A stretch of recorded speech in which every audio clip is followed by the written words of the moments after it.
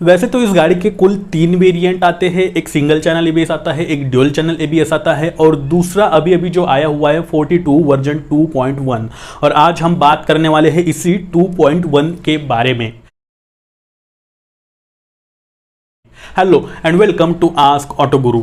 Royal Enfield की तरह ही जावा ये जो ब्रांड है और इसकी जो गाड़ियां है काफ़ी ज़्यादा इंडियन मार्केट में पसंद की जाती है। कुल मिलाकर यही है कि जावा की गाड़ियां जानी जाती है इनकी इंजन रिलायबिलिटी के लिए और वही इनके इंजन परफॉर्मेंस के लिए और लॉन्ग राइड्स टूरिंग के लिए। तो आइए बात करते हैं इस जावा 42 वर्जन 2.1 के बारे में, कुछ प्रैक्टिकल एनालिसिस, कुछ प्रैक्टिकल बातें जो आपके काम आने वाली है अगर आप इस पर्टिकुलर गाड़ी की प्लानिंग कर रहे हो। तो सबसे पहले मैं अगर बात करूं इसके मजबूती की, इसके बिल्ड क्वालिटी को, तो यहाँ पे डबल क्रेडल चेसिस जो मटेरियल है इस चेसिस पर इस गाड़ी को खड़ा किया गया है, काफ़ी बेहतरीन ये स्ट्रॉन्ग क्वालिटी की मिल रही है। और वही जावा की बिल्ड क्वालिटी के मामले में ना ही बोले तो बेहतर है, क्योंकि ऑलवेज बेटर इसकी जो बिल्ड क्वालिटी होती है। मेटल का कई दफ़ा यहाँ पे यूज़ किया गया है, जो plastic material, steel material, iron material जो भी इस गाड़ी में मिल रहा है अपने आप में बेहतर मिल रहा है।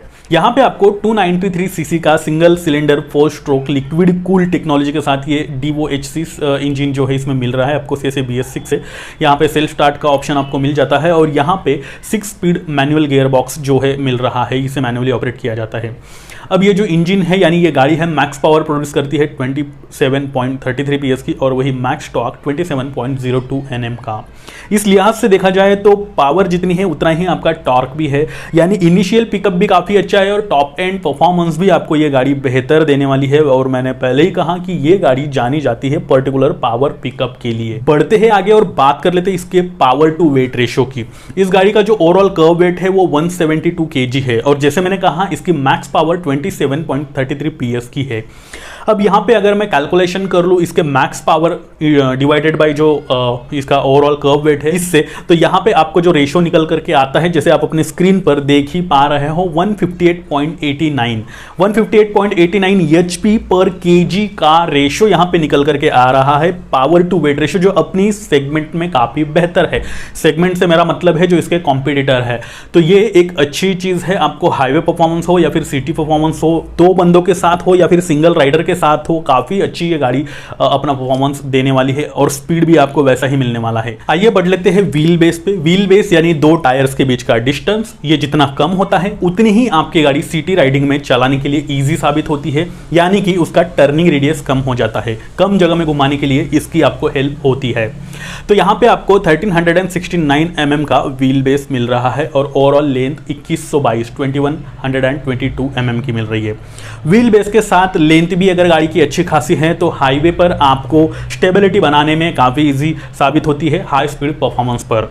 तो सेगमेंट में आने वाली गाड़ियों के मुकाबले यहाँ पे ठीक ठाक सा व्हील बेस और लेंथ आपको देखने को मिल रहा है। वैसे भी ये क्रूजर बाइक है, इनकी लेंथ जो व्हील बेस होता है वो ज़्यादा ही होता है, तो यहाँ पे भी आपको डिसअपॉइंट नहीं होने वाली। साथ ही अगर आप इस गाड़ी को किसी off-roader as a off-roader use करना चाहते हो, खराब रास्तों पर लेकर के जाना चाहते हो, तब भी इसके नीचे से कुछ हिट नहीं होगा। 165 mm का इसका ग्राउंड क्लियरेंस आपको मिल रहा है और वही इसके ओवरऑल हैंडलिंग को बेहतर बनाने का काम करते हैं इसमें मिलने वाले ट्यूब टायर। अगर यहाँ पे ट्यूबलेस टायर्स हो जाते तो और मजा आ जाता।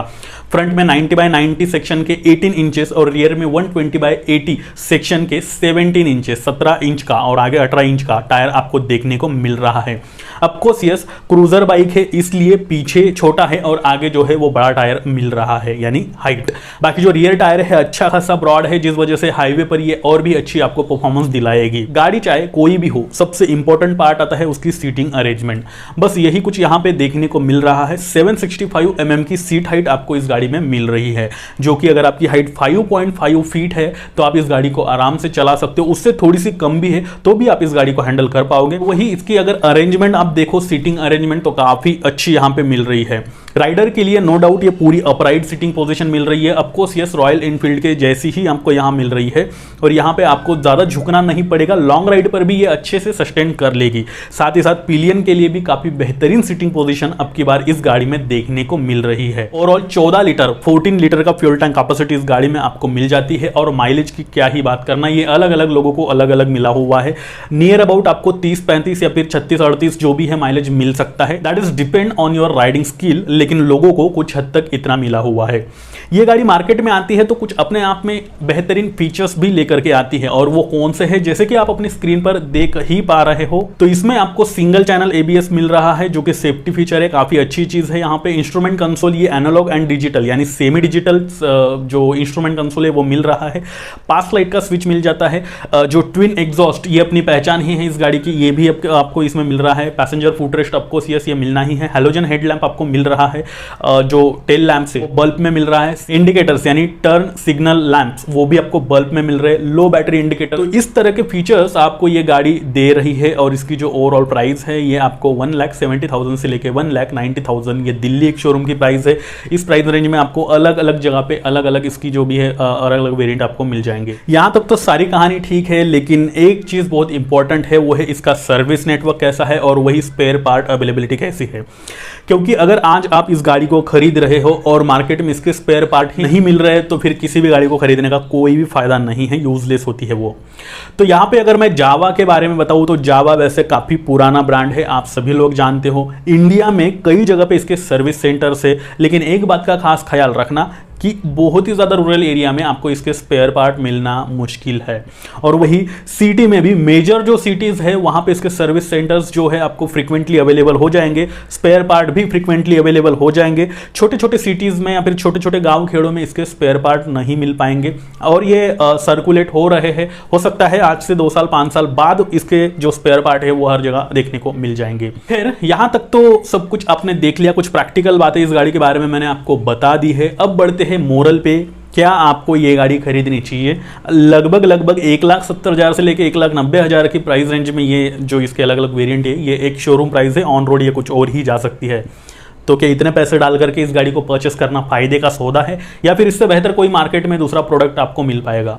अच्छी पावर, अच्छा टॉर्क यानी इनिशियल पिकअप भी आपको अच्छा चाहिए। लॉन्ग टूरिंग आप ऑलवेज करते रहते हो, हमेशा ही आपका लंबे जो दूरी पे है वो जाना हुआ होता है। आपको पावर भी चाहिए, इंजन रिलायबिलिटी चाहिए, आपको CS जावा का भरोसा भी चाहिए, तो आप इस गाड़ी को ले सकते हो। इसकी कुछ कमियां हैं, कुछ खामियां हैं, जैसे मैंने बताया स्पेयर पार्ट अवेलेबिलिटी ये एक चीज़ है। सर्विस नेटवर्क नो डाउट इनका अच्छा है, अच्छा खासा सर्विस आपको प्रोवाइड करी जाती है, आफ्टर मार्केट सर्विस।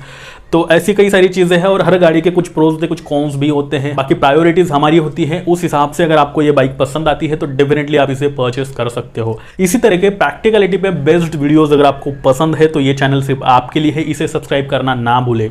अब अगर अभी भी आपने मुझे इंस्टा, ट्विटर, फेसबुक पर फॉलो नहीं कर रखा है तो वहां पर जाकर आप मुझे फॉलो करके आपकी दुविधाएं पूछ सकते हो, जिनकी लिंक मैंने नीचे डिस्क्रिप्शन में दे रखी है। और साथ ही साथ अगर आप चाहते हो कि आपके कार और बाइक से रिलेटेड सभी सवालों के जवाब आपको एक ही चैनल पर अवेलेबल हो जाए, ऐसा आपको लगता है, तब भी आप इस चैनल को सब्सक्राइब कर सकते हो। अब मैं चेतन पाटिल लेता हूं आपसे विदा, और फिर से मिलता हूं ऐसे ही किसी नए इंटरेस्टिंग वीडियो के साथ। तब तक के लिए नमस्कार।